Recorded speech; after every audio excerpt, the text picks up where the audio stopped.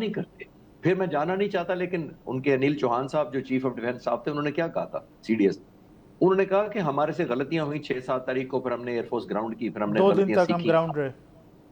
कैसे आप Indian air force जो दुनिया की चौथे पांचवें नंबर पर एयरफोर्स है, पाकिस्तान जैसे मुल्क को आप ऑफेंस लॉन्च करते हैं, हम्म। फिर आप जंग के दौरान टैक्टिक्स सीखना चाहते हैं हम्म। या इंप्रूव करना चाहते हैं, ये कौन सी एयरफोर्स कर सकती है?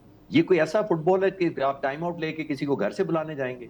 ये जब आपने ऑफेंस लॉन्च किया हो, खास तौर पर डिफेंस में तो आप जस्टिफाई कर सकते हैं कि हमें सरप्राइज दिया गया, लेकिन जब आप ऑफेंस का लॉन्च करते हैं सलमान साहब, तो आपके पास इनिशिएटिव होता है, आपका चॉइस ऑफ वेपन होता है, आपके पास टारगेट कौन सा चुनना है दुश्मन के अंदर वो होता है, किस कंसंट्रेशन से आपने मारना है, सरप्राइज आपके पास होता है।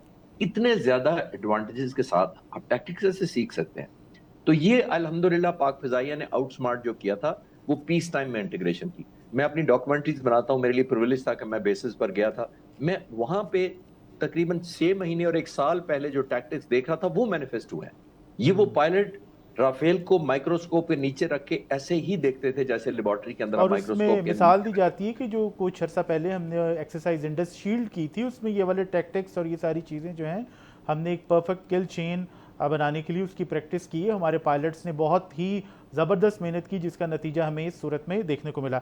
सर, एक और चीज़ मैं आपसे जानना चाहूँगा। मैं प्लेटफॉर्म्स की बात कर रहा था, क्योंकि इसमें बहुत ज़्यादा पब्लिक का इंटरेस्ट होता है। मतलब बात तो अब हो गई कि प्लेटफॉर्म वर्सेस प्लेटफॉर्म नहीं है, लेकिन बहरहाल प्लेटफॉर्म मैटर तो करते हैं, और उसमें J-35 का बहुत ज़्यादा जिक्र होता है, जिसका सबको इंतज़ार है। इसी तरह हमारे जो नए एयर डिफेंस सिस्टम्स हैं, उनकी बात हो रही है। तो उस हवाले से बताइएगा कि हमारी अप्रोच क्या है, और ख़ास तौर पर एक PFX प्रोग्राम की बात होती थी, पाकिस्तान फाइटर की बात होती थी, वो कहाँ पर है, और उसके साथ साथ जो हमारा टर्की के साथ कोलैबोरेशन चल रहा है। ये 2-3 चीज़ें बड़ी इंपॉर्टेंस की हमें, अगर थोड़ा सा आपके पास इंफॉर्मेशन हो तो प्लीज़ शेयर कीजिएगा।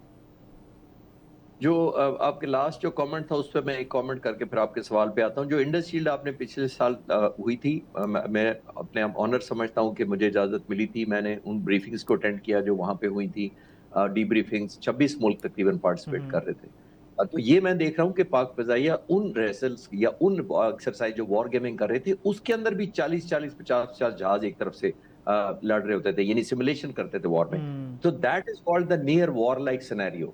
यानी कि अगर आप जंग में वो कहते हैं ना, बड़ा मशहूर हम कोटेशन कहते हैं, the more you sweat in peace the less you bleed in war. तो वो लोगों को मैंने देखा कि वो पीस टाइम में स्वेट कर रहे हैं, जिसका मतलब ये है कि सीख रहे हैं, तो जितना फोकस करते हैं। अभी coming back to the platform, इसमें कोई शक नहीं है कि प्लेटफॉर्म बड़ा मैटर करता है। हमारे J-10C, चाहे अभी हमारे पास एक ही स्क्वाड्रन है, लेकिन उसकी बहुत टाइमली इंडक्शन हुई अभी पाक फिजाइया ने जो की थी।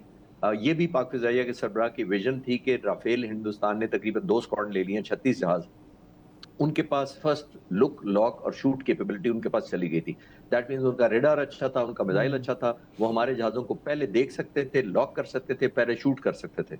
तो ये बहुत बड़ा एडवांटेज था जो हिंदुस्तान एयरफोर्स पर चला गया था। तो उसको रेस्ट बैक हमने पुल बैक करना था, जिसकी वजह से J-10C इंडक्ट किया गया। J-10C का मतलब ये है कि उसकी रेंज उससे ज्यादा थी, उसका रेडार दूर तक देख सकता था, लेकिन हमारे पास एक ही स्क्वाड्रन था। ऑलमोस्ट हाफ स्ट्रेंथ है हमारी जितनी इंडिया के पास राफेल की है। उसके बावजूद हमने राफेल स्पेसिफिक बहुत तैयारी की पाक फिजाइया ने। मैंने अपनी एक डॉक्यूमेंट्री बनाई अपने चैनल पर, उसमें मैंने पायलट से भी इंटरव्यू किया, तो उसमें वो यही कहते थे कि हमें कोई और ट्रेनिंग करने की इजाजत नहीं है सिवाय कॉम्बैट के। दैट मीन्स हमने सी रोल नहीं करना, हमने लैंड फोर्सेस को नहीं सपोर्ट करना, वो बाकी एयरफोर्स के जहाज करेंगे। हमें ये कहा गया है कि आपने इन्हीं पर फोकस करना है, जिसका स्पेसिफिकली मैं राफेल की बात कर रहा हूँ। तो ये मैं देख कर आया था, चंद महीने बाद वो अनफोल्ड हुआ, तो मुझे बड़ा प्राउड फील हुआ। मैंने पाक फिजाइया के उन पायलट्स और लीडरशिप पर जिन्होंने ये एंटिसिपेट किया था। That's number one.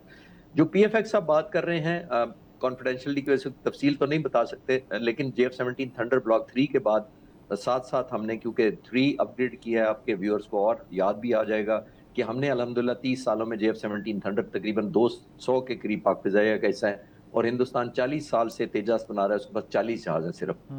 Average 1 year समझे, 1 एयरक्राफ्ट पर ईयर अगर आप निकालें, तो हमारे पास 200 के करीब है।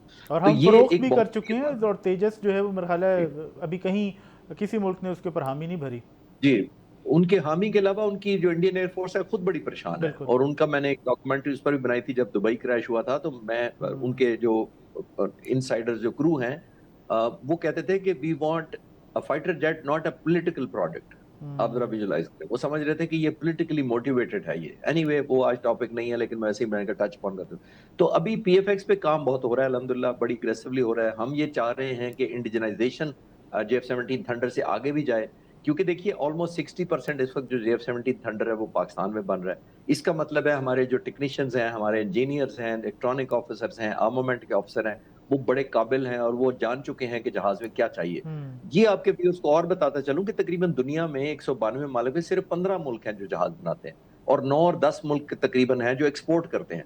तो हम तो उनमें शामिल हो चुके हैं जो 192 मुमालिक के टॉप 9 में हैं जो जहाज़ एक्सपोर्ट भी कर रहे हैं। हुँ, हुँ। तो हमारा जो एक्सपीरियंस है अल्हम्दुलिल्लाह बड़ा काम आ रहा है, उस पे बड़ी कंसंट्रेशन से काम हो रहा है ताकि हमारी खुद-ए-निसारी एक नया स्टेप में चली जाए तब हम सैंक्शंस पे और ब्लैकमेलिंग से और ट्विस्टिंग से और ज़ाहिर है इकोनॉमिक जो आपको ट्विस्टिंग एस्केलेशन होती है, जो बार्गेन किया जाता है इकोनॉमिक रीज़न्स के ऊपर, उससे हम निकल पाएँगे। और जो तुर्की के साथ आप पूछ रहे हैं वो भी अभी कुछ ज़्यादा मैं कमेंट नहीं कर सकूँगा, लेकिन ये मैं कह सकता हूँ कि इस वक़्त दुनिया में मुसलमान मुल्क जो 2 हैं, अगर मिलिटरीली टेक्नोलॉजी के पॉइंट ऑफ व्यू से देखा जाए तो सबसे एडवांस पाकिस्तान और तुर्की ही है। तो इनके दरमियान हमारी दोस्ती भी बहुत है, आज भी है और ट्रेडिशनली भी रही है। मैंने खुद भी वॉर कोर्स टर्की में किया हुआ है, इस्तांबुल में, इन टर्किश लैंग्वेज, हुँ, तो हुँ। मेरी एक कनेक्टिविटी वो भी है। तो तुर्की हमारा बहुत रिगार्ड करता है। मैं पर्सनल एक्सपीरियंस की वजह से आपको बता रहा हूँ कि हमें वो बहुत हाई प्लेस करते हैं, जो कि बहुत वैल्यूएबल है और हम भी ऐसा ही करते हैं। तो ये आने वाले वक़्तों में जो हमारा ड्रोन टेक्नोलॉजी है, अनमैन्ड एरियल व्हीकल है, उसमें तुर्की ने हमारी मदद बहुत की भी है। अब तो हम बहुत सारी चीज़ों में सेल्फ सफिशिएंट हो गए हैं, लेकिन आने वाले वक़्तों में मेरी दुआ भी है और ज़ाहिर है as a former fighter pilot मैं चाहूँगा भी कि कन्वर्जेंस हो पाकिस्तान की और तुर्की की, ख़ास तौर पर कोई आने वाले फाइटर जेट्स में, ड्रोन्स में और बहुत सारी सोफिस्टिकेशन है जिसमें हम एक-दूसरे की हेल्प कर सकते हैं। अच्छा सर, एक लास्ट चीज़ बिल्कुल अभी हम जिक्र कर रहे थे कि पाकिस्तान ख़ास तौर पर जो मार्का हक़ ऑपरेशन बुनियादो मरसूस हुआ, उसके बाद कहा गया कि पाकिस्तान इस खित्ते के अंदर अब एक नेट सिक्योरिटी स्टेबलाइज़र के तौर के ऊपर सामने आया है। पाकिस्तान एक सिक्योरिटी स्टेबलाइजेशन का फैक्टर है, पॉइंट है इस खित्ते के अंदर, और पाकिस्तान को मिडल ईस्ट और साउथ एशिया के दरमियान जो कनेक्टिंग लिंक समझा जाता था वो वाक़ईतन हमने साबित किया कि हम हैं, और हमारा जो इन्फ्लुएंस है वो मिडल ईस्ट में भी बढ़ा, और मिडल ईस्ट के अंदर अब हम एक नेट सिक्योरिटी प्रोवाइडर के तौर पर भी सामने आ रहे हैं। चाहे वो पाकिस्तान और सऊदी अरब का डिफेंस एग्रीमेंट हो, पाकिस्तान और कुवैत के दरमियान जो डिफेंस एग्रीमेंट 2023 के अंदर हुआ था उसकी रेटिफिकेशन का मामला हो, इसके अलावा और मेरा ख्याल है कि बहुत सारे खलीजी ममालिक हैं जो कि पाकिस्तान के साथ डिफेंस एग्रीमेंट चाहते हैं, पाकिस्तान के साथ डिफेंस एग्रीमेंट को फॉर्मलाइजेशन उसकी करना चाहते हैं, उसको बाकायदा इदारा जाती शक्ल देना चाहते हैं। तो इसको आप कैसे देख रहे हैं कि पाकिस्तान एयरफोर्स का एक स्क्वाड्रन या कुछ पोर्शन आप कह लें, या पाकिस्तान एयरफोर्स बजाते ख़ुद सऊदी अरब में हरमैन शरीफैन की हिफाजत के लिए मौजूद है, हमारी दीगर फोर्सेस भी मौजूद हैं। तो ये जो पाकिस्तान का मिलिटरीली रोल बढ़ा है ऑन ग्राउंड मिडल ईस्ट के अंदर, ये किस तरह से जो हमारी एक्सपेंशन है इसके ऊपर आप क्या, आपका कमेंट है? सलमान ट्रेडिशनली मिडल ईस्ट के almost majority of the countries जो है ना वो उनकी एयरफोर्स पाकिस्तान एयरफोर्स ने इस्टेब्लिश की थी हम्म। 70s में 80s में। मैं खुद इंस्ट्रक्टर रहा हूँ रिसालपुर एकेडमी में और मैं काफ़ी मेरे स्टूडेंट थे मुख्तलिफ मुल्कों के।